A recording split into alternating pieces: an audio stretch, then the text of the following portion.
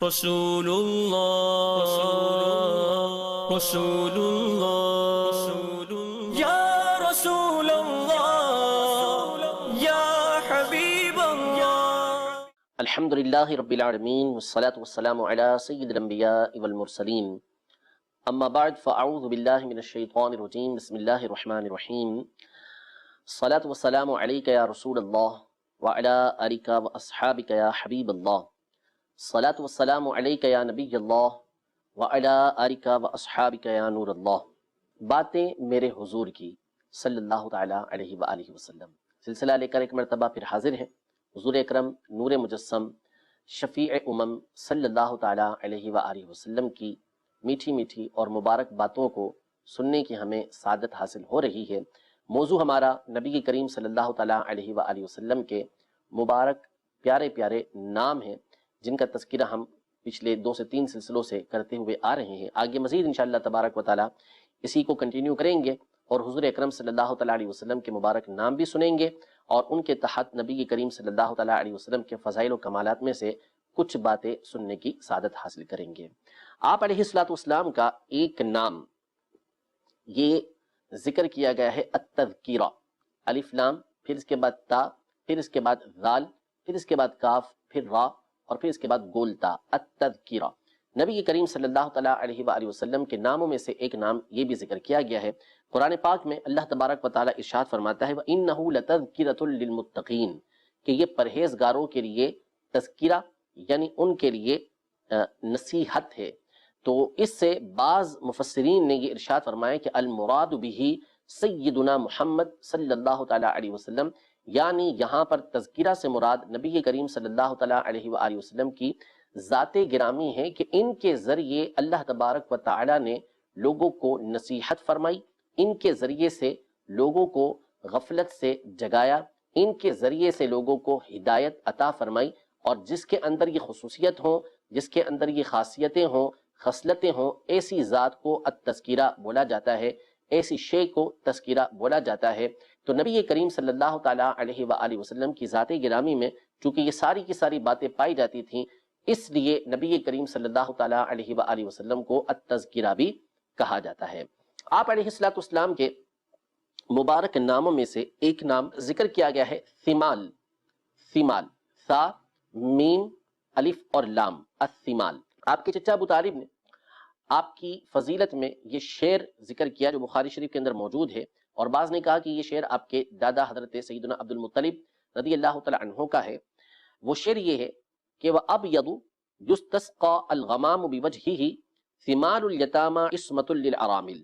یعنی یہ جو نبی ہیں محمد صلی اللہ علیہ وسلم یہ گورے گورے ہیں اور ان کے مبارک چہرے کی برکت سے بارش طلب کی جاتی ہے، یعنی اگر بارش نہ ہو رہی ہو، بارش طلب کرنی ہو تو اللہ تبارک و تعالیٰ کی بارگاہ میں ان کی مبارک ذات کا وسیلہ پیش کیا جاتا ہے، ان کو وسیلہ بنا کر اللہ تبارک و تعالیٰ سے دعا کی جاتی ہے تو بارش برستی ہے۔ ثمال الیتامہ، یتیموں کی آپ پناہ گاہ ہیں۔ ثمال کا معنی ہوتا ہے وہ ہستی کہ جس کی پناہ لی جائے، المغیث یعنی وہ ہستی کہ جو لوگوں کی مدد کرنے والی ہو، المعین جو لوگوں کی اعانت کرنے والی ہے، ان کی مدد کرنے والی ہے، الکافی یعنی وہ ہستی کہ جو لوگوں کو کفایت کرنے والی ہے، ایسی ہستی کو ثمال بولا جاتا ہے۔ تو چونکہ نبی کریم صلی اللہ تعالیٰ علیہ وآلہ وسلم اعلان نبوت سے قبل بھی یتیموں کی پناہ گاہ تھے، آپ ان کے مغیث و معین تھے، ان کی کفایت کرنے والے تھے، اس لیے آپ علیہ السلام کو ثمال الیتامہ کہا جاتا۔ عصمۃ للارامل، وہ بیوہ خواتین کہ جن کی رکھوالی کرنے والا کوئی نہیں ہوتا تھا، جن کو لوگ تکلیفیں اور اذیتیں پہنچایا کرتے تھے، تو ان سے اذیتوں اور تکلیفوں کو نبی کریم صلی اللہ تعالیٰ علیہ وآلہ وسلم دور فرمانے والے تھے۔ اور حضور علیہ السلام کا یہ جو وصف تھا، یہ جو خوبی تھی کہ آپ علیہ السلام یتیموں کی دیکھ بھال کیا کرتے تھے، وہ لوگ کہ جو کسی طرح کچھ کرنے کے قابل نہیں تھے، آپ علیہ السلام ان کے کام آیا کرتے تھے۔ یہ آپ علیہ السلام کے اعلان نبوت کے بعد کا معاملہ نہیں تھا، بلکہ نبی کریم صلی اللہ تعالیٰ علیہ وآلہ وسلم اعلان نبوت سے پہلے بھی ان تمام اوصاف کے ساتھ متصف تھے۔ حضرت سیدہ خدیجۃ الکبریٰ رضی اللہ تعالیٰ عنہا کا واقعہ یہ بخاری شریف کی ابتدائی حدیثوں میں موجود ہے کہ جب نبی کریم صلی اللہ علیہ وسلم پر پہلی وحی نازل ہوئی اور نبی کریم صلی اللہ علیہ وسلم حضرت خدیجہ رضی اللہ تعالی عنہا کے پاس تشریف لے کر آئے، کچھ گفتگو ہوئی، تو اس کے بعد جو حضرت خدیجہ رضی اللہ تعالی عنہا نے آپ کے اوصاف بیان کیے تھے کہ آپ کے اندر کیا خوبیاں ہیں۔ ابھی آپ نے حضرت سیدہ خدیجہ رضی اللہ تعالی عنہا کو اسلام کی دعوت نہیں دی تھی، ابھی ان کے سامنے اعلان نبوت نہیں فرمایا تھا، لیکن اس سے پہلے حضرت سیدہ خدیجہ رضی اللہ تعالی عنہا نبی کریم صلی اللہ تعالی علیہ وآلہ وسلم کی خوبیاں بیان کرتی ہیں کہ انک لتصل الرحم، یعنی آپ علیہ الصلوۃ والسلام یہ صلہ رحمی فرمانے والے ہیں، وتکسب المعدوم، اور جو کمانے کے لائق نہیں ہوتے، جن کے اندر کمی ہوتی ہے، کمزوری ہوتی ہے، آپ علیہ الصلوۃ والسلام ان کو کما کر عطا فرماتے ہیں، کمانے کے لائق ان کو بناتے ہیں، وتحمل الکلّ، جو بوجھ اٹھانے کے لائق نہیں ہوتے، آپ علیہ الصلوۃ والسلام ان کا بوجھ اٹھاتے ہیں، وتعین علی نوائب الحق، اور حق کے راستے میں آنے والی مصیبتوں پر، پریشانیوں پر آپ علیہ الصلوۃ والسلام صبر فرمانے والے اور دوسروں کو صبر کی تلقین فرمانے والے ہیں۔ یہ خوبیاں حضرت سیدتنا خدیجہ رضی اللہ تعالی عنہا نے اس وقت نبی کریم صلی اللہ تعالی علیہ وآلہ وسلم کی بیان فرمائی تھی، جبکہ نبی کریم صلی اللہ تعالی علیہ وآلہ وسلم نے ابھی اعلان نبوت نہیں فرمایا تھا، اس لیے آپ علیہ الصلوۃ والسلام کو الثمال کہا جاتا ہے، یعنی وہ ہستی کہ جو لوگوں کے کام آنے والی ہے، جو لوگوں کی مدد کرنے والی ہے، لوگوں کی کفایت کرنے والی ہے، ایسی ہستی کو الثمال کہا جاتا ہے۔ نبی کریم صلی اللہ تعالی علیہ وآلہ وسلم کے اندر یہ تمام کی تمام خوبیاں بدرجہ اتم پائی جاتی تھیں۔ آپ علیہ الصلوۃ والسلام کے مبارک ناموں میں سے ایک نام الجبار ذکر کیا گیا ہے، اور یہ وہ نام ہے کہ جس کے بارے میں علماء نے یہ ارشاد فرمایا کہ اللہ تبارک و تعالیٰ نے حضرت سیدنا داود علیہ الصلوۃ والسلام کی کتاب یعنی زبور میں حضور علیہ الصلوۃ والسلام کا یہ نام ذکر کیا ہے الجبار، اور ہم بخوبی جانتے ہیں کہ یہ اللہ تبارک و تعالیٰ کے مبارک ناموں میں سے بھی ایک نام ہے، اور اس پر بھی ہم گفتگو کر چکے ہیں کہ جب کوئی ایسا نام ہوگا کہ جو اللہ تبارک و تعالیٰ کا بھی ہو اور نبی کریم صلی اللہ علیہ وسلم کا یا مخلوق میں سے کسی کا نام ہو، تو پھر ان دونوں کے معنی میں فرق ہوگا۔ بعض نام وہ ہیں کہ جو صرف اللہ تبارک و تعالیٰ کے ساتھ خاص ہیں، وہ کسی دوسرے کے نام نہیں ہو سکتے، جیسے خود اللہ یہ نام ہے تو ظاہر کسی دوسرے کو اللہ کا نام نہیں دے سکتے۔ الرحمن، جو رحمان کا نام ہے یہ اللہ کے ساتھ خاص ہے، کسی دوسرے کو رحمان نہیں کہہ سکتے، دوسرے کے لیے عبد الرحمن بولا جائے گا، جیسے عبداللہ بولا جاتا ہے۔ القدوس ہے تو یہ اللہ تبارک و تعالیٰ کے ساتھ خاص ہے۔ القیوم ہے یہ اللہ تبارک و تعالیٰ کے ساتھ خاص ہے۔ القدیر ہے تو یہ اللہ تعالیٰ کے ساتھ خاص ہے۔ جب یہ نام رکھنے ہوں گے تو اس سے پہلے عبد کا لفظ لگانا یہ ضروری ہے۔ عبداللہ، عبد الرحمن، عبد القدوس، عبد القیوم، یہ نام یوں لکھے جائیں گے، یوں بولے جائیں گے، براہ راست الرحمن کسی کو بولنا اس کی شرعاً اجازت نہیں، یہ حرام ہے۔ اب آئیے الجبار کے معنی میں، تو نبی کریم صلی اللہ تعالیٰ علیہ وآلہ وسلم کے لیے جب الجبار بولیں گے تو اس کا معنی کچھ اور ہوگا، اور جب اللہ تبارک و تعالیٰ کے لیے نام استعمال ہوگا، اللہ تبارک و تعالیٰ کی ذات کے لیے الجبار جب بولا جائے گا تو اس کا معنی کچھ ہوگا۔ اللہ تبارک و تعالیٰ کے لیے اس کا جو معنی ہے وہ ہے المصلح الشیء، کسی شے کو اس کی اصلاح کرنے والا، اس کو درست کرنے والا، اس کو ٹھیک بنا دینے والا، یہ اللہ تبارک و تعالیٰ ہے۔ تو الجبار اس معنی میں ہوتا ہے، یا کوئی کسی کے اوپر غالب ہے، غلبے کے ذریعے کسی کو درست کرنے والا ہے، تو ایسی ہستی کو الجبار بولا جاتا ہے۔ یا الجبار کا ایک معنی ہے العلی العظیم الشان،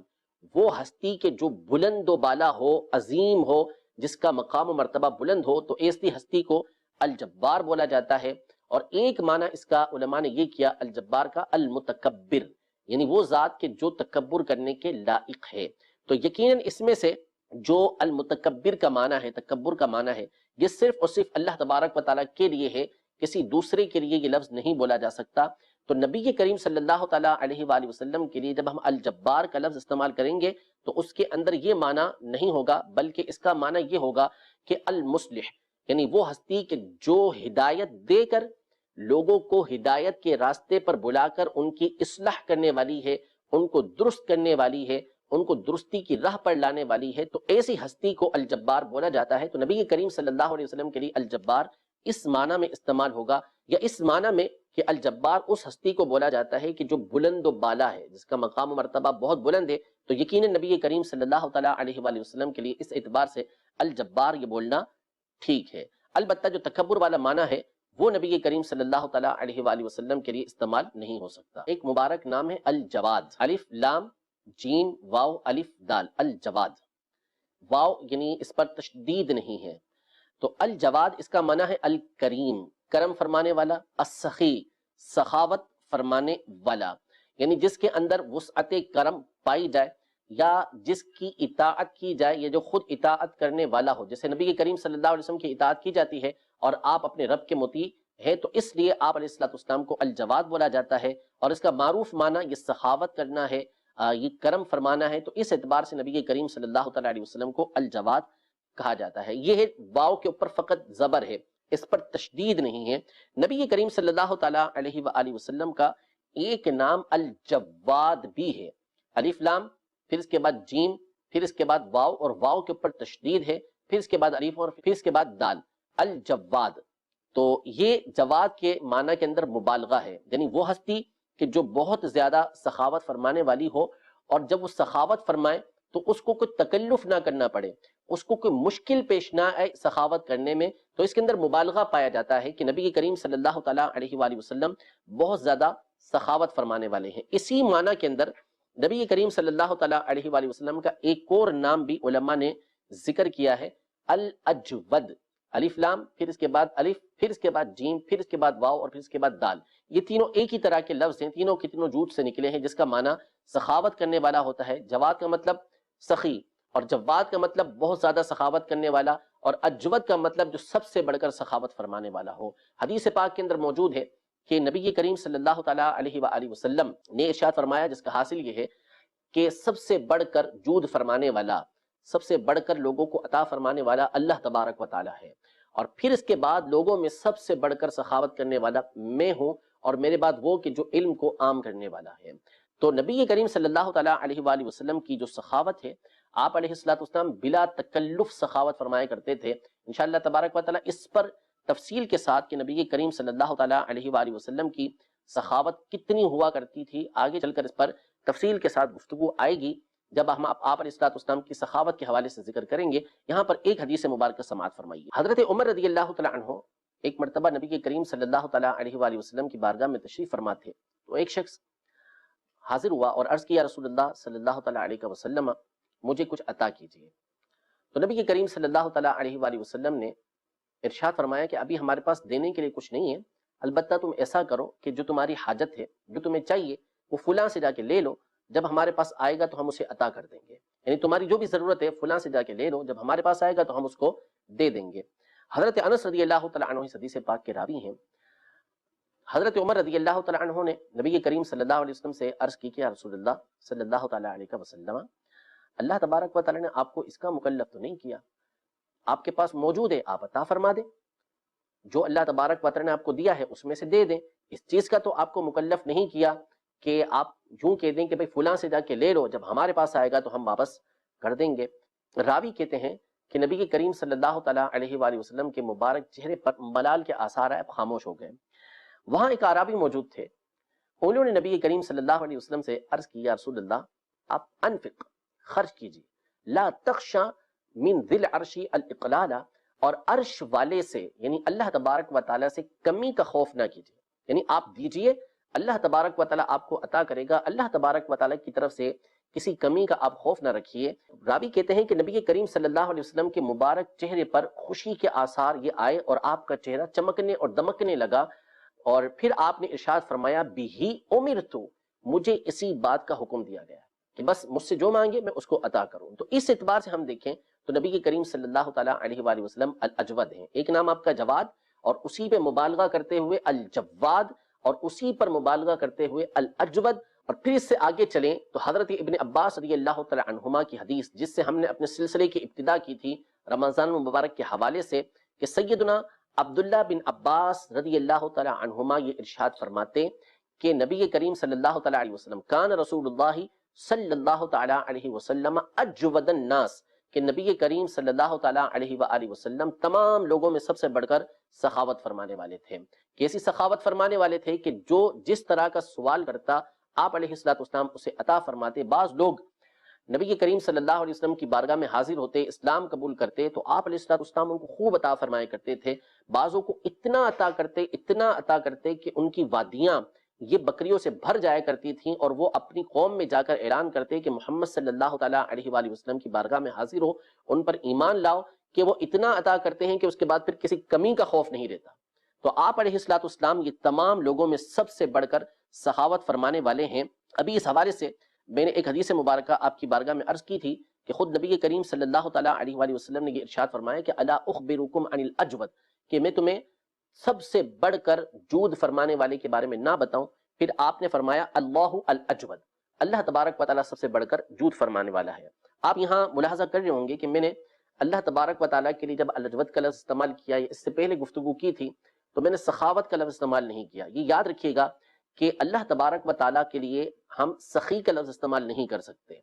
سخاوت یہ اللہ تبارک و تعالیٰ کے لیے استعمال نہیں ہوتا۔ اللہ تبارک و تعالیٰ کے لیے جب لفظ استعمال ہوگا تو الاجود ہوگا یا جواد، یہ لفظ استعمال ہوں گے۔ اللہ تعالیٰ کو سخی نہیں کہہ سکتے۔ اس کی ایک وجہ تو یہ ہے کہ اللہ تبارک و تعالیٰ کے جو نام ہیں ان کے بارے میں علماء فرماتے ہیں کہ یہ توقیفی ہیں، یعنی یہ ہمیں قرآن و سنت کے ذریعے حاصل ہوئے ہیں، پچھلی کتابوں کے ذریعے حاصل ہوئے ہیں، تو وہی نام اللہ تبارک و تعالیٰ کے لیے بولے جاتے ہیں، دیگر نام ہم اللہ تبارک و تعالیٰ کے لیے استعمال نہیں کر سکتے۔ اور دوسرا جو سخی کا معنی ہے، سخاوت اور جود میں علماء نے فرق کیا ہے۔ سخی وہ ہوتا ہے کہ جو اپنے پاس کچھ رکھ کر باقی کچھ دیتا ہے، اور جواد وہ ہوتا ہے کہ جو سب کچھ لوگوں کو دے دیتا ہے۔ نبی کریم صلی اللہ تعالیٰ علیہ وآلہ وسلم تمام لوگوں میں سب سے بڑھ کر سخی تھے، جو کچھ ہوتا تھا آپ علیہ الصلوۃ والسلام عطا فرماتے تھے، اس لیے آپ علیہ الصلوۃ والسلام کو الاجود اور اجود الناس یہ کہا جاتا تھا۔ اللہ تبارک و تعالیٰ ہم سب کو بھی نبی کریم صلی اللہ تعالیٰ علیہ وآلہ وسلم کے جود و کرم میں سے حصہ عطا فرمائے۔ بالخصوص قیامت کے دن نبی کریم صلی اللہ تعالیٰ علیہ وآلہ وسلم کی جو شفاعت کی سخاوت ہوگی، جو اس قدر پر لطف ہوگی کہ اعلیٰ حضرت امام اہل سنت فرماتے ہیں کہ جو نیکوکار بھی ہوں گے وہ تمنا کریں گے کہ ہم جو گناہ گار ہیں ان سے کچھ قرض لے لیں تاکہ نبی کریم صلی اللہ تعالیٰ علیہ وآلہ وسلم کی اس مبارک جو شفاعت کی سخاوت ہے اس میں سے کچھ حصہ پا سکیں۔ نبی کریم صلی اللہ تعالیٰ علیہ وآلہ وسلم کے ایک اور مبارک نام کے حوالے سے کچھ باتیں سن لیتے ہیں۔ یہ آخری نام ہے، اس کے بعد انشاءاللہ تبارک و تعالیٰ ہم اپنے سلسلے کو مکمل کریں گے۔ نبی کریم صلی اللہ تعالیٰ علیہ وآلہ وسلم کا ایک مبارک نام ہے الاکرم، الف لام، پھر اس کے بعد الف، پھر اس کے بعد کاف، پھر اس کے بعد را، اور پھر اس کے بعد میم، الاکرم۔ عام طور پہ ہمارے یہاں اردو میں اکرم نام یہ رکھا جاتا ہے، تو اس کا مطلب ہوتا ہے کہ جو دوسروں کے اوپر بہت زیادہ کرم فرمانے والا ہو، اور ایک معنی اس کا یہ ہوتا ہے کہ جو سب سے بڑھ کر عزت والا ہو، یعنی جو سب سے بڑھ کر عزت والا ہے، جو سب سے بڑھ کر اللہ تبارک و تعالیٰ کے نزدیک تعظیم والا ہے، ایسی ہستی کو الاکرم یہ بولا جاتا ہے۔ اور یقیناً نبی کریم صلی اللہ تعالیٰ علیہ وآلہ وسلم اللہ کی بارگاہ میں سب سے بڑھ کر عزت والے ہیں۔ سنن دارمی میں سیدنا عبداللہ بن عباس رضی اللہ تعالیٰ عنہما روایت کرتے ہیں کہ نبی کریم صلی اللہ تعالیٰ علیہ وآلہ وسلم نے ارشاد فرمایا، انا اکرم الاولین والآخرین علی اللہ ولا فخر، یعنی اللہ کے نزدیک اولین آخرین میں سب سے بڑھ کر عزت والا میں ہوں، اور میں اس پر کوئی فخر نہیں کرتا، یا کسی کو ایسا مقام نہیں ملا کہ وہ میرے پر فخر کر سکے۔ میں اولین آخرین میں اللہ کے نزدیک سب سے بڑھ کر عزت والا ہوں۔ علماء فرماتے ہیں کہ نبی کریم صلی اللہ تعالیٰ علیہ وآلہ وسلم کی کرامت میں سے آپ کی تعظیم و تکریم جو اللہ کے نزدیک ہے، اس میں سے ایک بات یہ ہے کہ یہ آپ ہی کی ہستی ہے کہ جس کی زندگی کی قسم اللہ تبارک و تعالیٰ نے یاد فرمائی، لعمرک، اے محبوب آپ کی عمر کی قسم،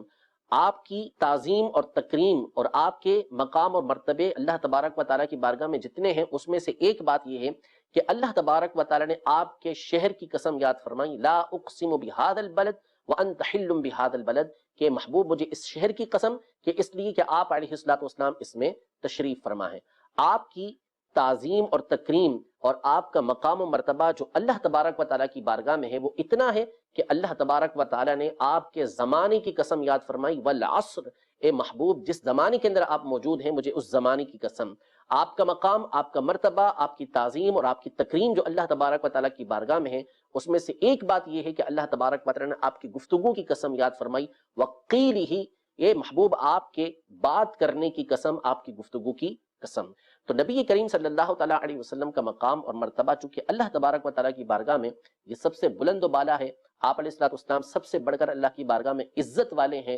تعظیم والے ہیں، اس لیے آپ علیہ الصلوۃ والسلام کو اکرم یعنی الاکرم یہ کہا جاتا ہے۔ اللہ تبارک و تعالیٰ نبی کریم صلی اللہ تعالیٰ علیہ وآلہ وسلم کے جود و کرم میں سے